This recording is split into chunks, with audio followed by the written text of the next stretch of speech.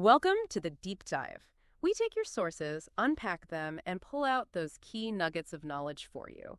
The goal is simple: help you get informed fast, cut through all the noise, find those surprising details, and maybe get to a few aha moments. Today, we're diving into something that might sound a bit dry on the surface: tax compliance, but trust me, it's actually undergoing this huge transformation, really driven by digitization. We're zeroing in on Greece, specifically their comprehensive e-compliance framework. We've got a stack of articles, research, basically detailing everything from e-transactions to tax reporting. And our mission here is to unpack it all, not just the rules, but what it means strategically. If you're an ERP manager, CFO, maybe a global tax director. Right. And what's really fascinating, I think, is how Greece is positioning itself here. They're kind of at the forefront of this whole tax digitization wave globally. We'll dig into why dealing with these mandates proactively isn't just about, dodging fines. It's also about potentially leveraging this real-time data. Think about supply chain visibility, maybe faster cash flow, even getting audit ready in a way that could actually help with investment decisions. And the core of all this is the My Data platform that's run by the AADE, their Independent Authority of Public Revenues. It's really designed to boost transparency, traceability, and just overall efficiency in financial transactions. So it's way beyond just ticking a compliance box. It sounds like it could be a strategic advantage if you handle it right. Okay, let's unpack My Data a bit more then. It operates on this Clearance Continuous Transaction Control model, CTC. What does that actually mean in practice? Documents validated before they reach the recipient. Exactly. That's the key difference. Validation up front by the platform. It gives the authorities real-time oversight, which is, well, powerful. But, yes, the immediate implication for businesses is a pretty fundamental shift. How so? Well, you're not just reporting things after they happen anymore. You're interacting with the tax authority basically in real time, right when the transaction occurs. And the way they're rolling this out, this phased implementation, it really highlights how critical they see it. It's not one big deadline. It's this series of evolving requirements. Of course, constant adaptation. That real-time interaction does sound like a potential game changer. I know e-bookkeeping through My Data, that actually started back in July 2021, right? So it's not totally new ground for Greek businesses. Correct, yeah. E-bookkeeping sort of laid the foundation for all this. So what are the next big milestones, the ones we really need to watch out for, especially around e-invoicing and e-transport? Okay, good question. Looking ahead, the big one is mandatory B2B e-invoicing. That kicks in July 1st, 2025. So that's a major step. And then, yes, there's the e-transport system or e-delivery. That's another critical piece of My Data. And they've actually restructured its rollout into 2 phases, probably to make it a bit more manageable. Okay, a phased rollout makes sense. It sounds like it gives businesses some breathing room. But tell me more about that first phase for e-delivery, the voluntary one. Who's it aimed at initially? Right. The voluntary adoption for e-delivery starts in June 2025. It specifically targets businesses with annual revenue over $200,000. And also businesses in certain key sectors, think pharma, medical supplies, energy, construction, even olive oil producers. And that's regardless of their revenue size. Interesting. Why those specific sectors? Well, it seems like a strategic pilot. Allows the AAE, the tax authority, to test the system with either high-volume businesses or industries they see as critical. They can sort of refine the process with them before making it mandatory for everyone else. Makes sense. Test it out, learn, then scale. Smart. So after that initial voluntary phase from June 25, what comes next for e-delivery before it becomes fully mandatory? Okay, so following that, there's another voluntary phase, this time focused on the real-time digital tracking of goods while they're in transit. That runs from August 1st through November 30th, 2025. Gives companies a chance to test their tracking tech. And then the final step, December 1st, 2025. That's when it all becomes mandatory. Digital issuance, reporting of transport documents, and the real-time tracking for all remaining taxpayers covered by My Data. Got it. So yeah, these extensions, these phases, they do offer valuable prep time. But it sounds like you absolutely need to be taking action now, not waiting for the last minute. It's a lot to get your head around. It definitely is. Which brings us to, okay, what does this actually mean for the day-to-day, the operational side? To really nail compliance, businesses have got to understand the nitty-gritty of how these systems work. Right. We know documents need to go through My Data. We know they need this specific XML format, but how do businesses actually do that, especially with that real-time validation piece? What are the practical options? Okay, so for larger companies, the most straightforward path is usually automated integration, whether they're ERP or accounting software. That allows for that seamless real-time transmission. Now, for B2B and B2G transactions, so business to business, business to government, there's another option. You can use certified e-invoicing providers. They're called UPAIL in Greece. Okay, certified providers, like intermediaries. Exactly. Think of them as trusted third parties. They ensure your invoices meet all the digital requirements. And they often work with broader frameworks like PEPL, that's the Pan-European Public Procurement Online Standard, and also Greece's own KED system. Both are about standardizing digital communication between businesses and governments securely across borders. That seems clearer for bigger firms or those using these providers. But what about the smaller players? The ones maybe without a fancy ERP. If your turnover is under, say, 50,000 euro, do they just get a pass? No, not a pass, but they do have a different route. If you're under that 50K turnover threshold, you can do manual uploads. There's a My Data online portal for that. But, and this is a big but, doing it manually, it carries a much higher risk of errors. And it's just less efficient. You have to be super careful with the format, the deadlines, getting the data exactly right.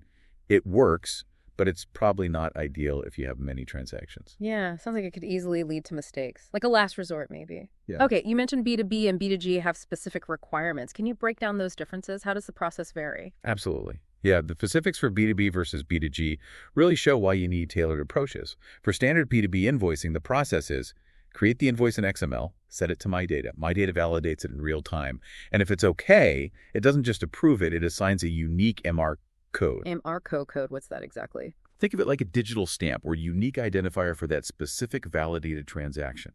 It ensures the invoice's integrity, makes it traceable, super important for audits. Then, the invoice with its MIR code gets sent back to the issuer, and the issuer then forwards it to the recipient. Okay, so that RMARC code is the proof of validation, the key audit trail link. Yeah. Got it. And for B2G, invoices going to the government. I heard PEPL standards are mandatory there. Precisely. That's the key difference for B2G. Invoices must follow PEPL standards. Specifically, the PEPL BIS Billing CIUS 3.0 format. It's a very particular, globally recognized standard for digital invoicing. So for B2G, the invoice first goes to My Data for validation, gets its MRK code. Then it has to be submitted through the PEPL network, which the Greek KED system is aligned with. So yeah, if you want to do business with the Greek government, ensuring your system can handle PEPL is absolutely critical. Wow, that level of technical detail really highlights the precision needed here. Beyond just the format, what about the actual data in the documents? Are there specific mandatory fields businesses need to worry about? Do they change? Yes, they do. The integrity relies heavily on mandatory data fields. You have the basics, of course, issuer details, recipient details, the VAT breakdown, payment terms, and critically, that MR code we just talked about. But what's also important, especially for e-delivery, is that the specific mandatory fields actually vary between Phase A and Phase B of the rollout. So that means you need really precise data capture, and your systems might need reconfiguration depending on which phase you're in. That adds another layer of complexity. Phased requirements within the phased rollout. It's also interesting, I saw digital signatures aren't actually mandatory in Greece. Correct. Unlike some other countries, they don't mandate digital signatures. Instead, the authenticity, integrity, and legibility rely on that My Data validation process and the secure PEPL network itself, so that the system provides the assurance. That's probably a relief for businesses. One less thing to implement. But they are still on the hook for archiving, right?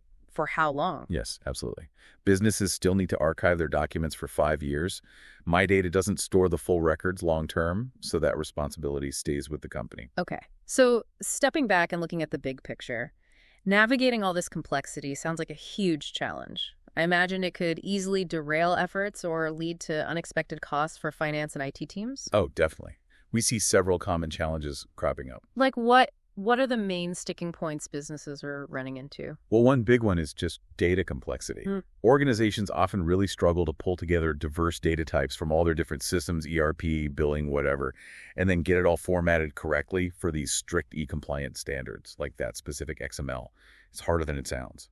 Another key area is tax master data compliance. Master data, you mean like product codes, customer info? Exactly. Making sure all that fundamental data is accurate, complete, and meets the e-compliance rules.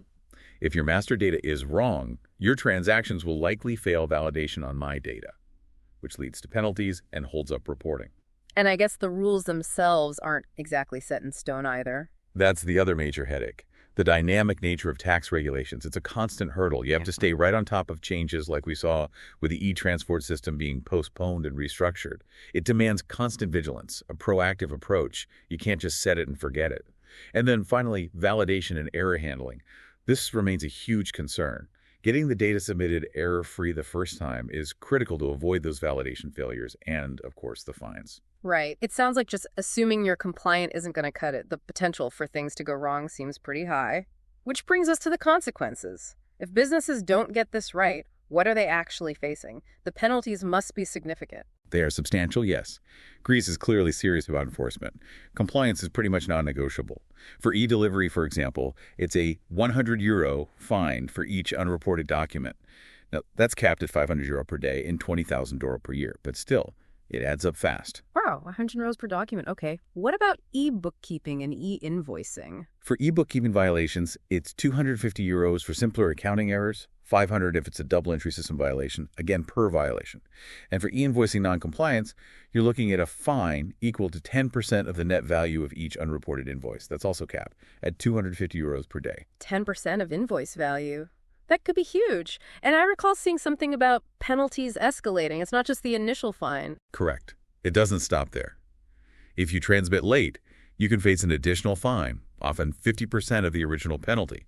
And for repeat offenses, those penalties can be doubled, even quadrupled. Plus, beyond the direct fines, there are other serious risks. You could lose your VAT recovery rights. And non-compliance significantly increases your chances of triggering a tax audit, which nobody wants. So the financial risks are layered and substantial. Yeah, definitely. The message seems crystal clear. Greece's move to digital tax compliance isn't just coming, it's here. And it demands immediate, focused, strategic attention from businesses. Absolutely. So in conclusion, what's the path forward? Leveraging automation is key, whether through direct ERP integration or using those certified providers. Ensuring you adhere strictly to the XML and where needed PEPL standards, and getting that MRK code management right. These aren't just suggestions. They're really critical steps for smooth sailing and avoiding those penalties. Ultimately, this isn't just about hitting deadlines. It's about weaving compliance into the fabric of your operations. Done right, it can genuinely lead to more efficiency, less risk, and actually a stronger, more transparent relationship with the tax authorities. It's a massive shift. And as you said, these mandates in Greece, they're really part of this much bigger global trend towards tax digitization. We're seeing it everywhere. So here's something to think about, maybe mull over after listening. How might the very specific, quite rigorous details we've discussed about Greece's framework, things like that, real-time clearance, the mandatory MRK codes, those varying e-delivery fields, how might those specific mechanics offer clues or lessons for what's coming next? What insights can you draw for the future of digital tax reporting in other countries, other regions? How could it potentially impact your business globally, even if you don't operate directly in Greece today? Something to consider.